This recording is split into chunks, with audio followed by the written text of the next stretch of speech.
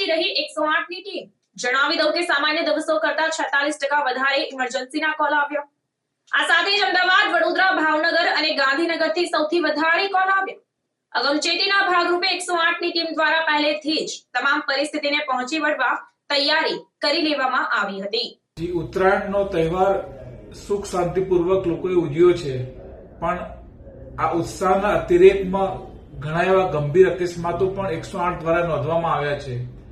અમારા એનાલિટિક્સના ડિપાર્ટમેન્ટના એનાલિસિસ પ્રમાણે 4950 ઇમરજન્સી આવે એવી સંભાવનાઓ હતી અને એક્ઝેક્ટલી એટલી જ ઇમરજન્સીને પ્રતિસાદ આપ્યો છે।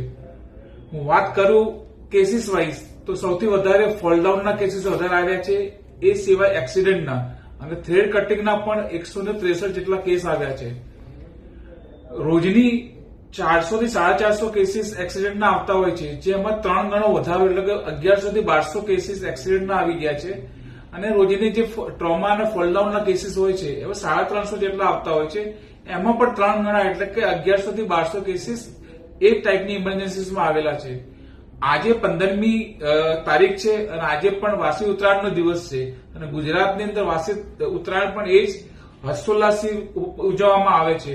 તો આજે પણ 4500 જેટલી ઇમરજન્સી આવે એવી સંભાવનાઓ છે। તો હું આપના માધ્યમથી ગુજરાતની જનતાને અપીલ કરવા માંગુ છું કે આ શાંતિનો પર્વ છે, હર્ષોલ્લાસથી ઉજવો, પણ ઉત્સાહના અતિરેકમાં આવી અને ગંભીર અકસ્માત ના કરો એવી અમારી અપીલ છે। ધન્યવાદ।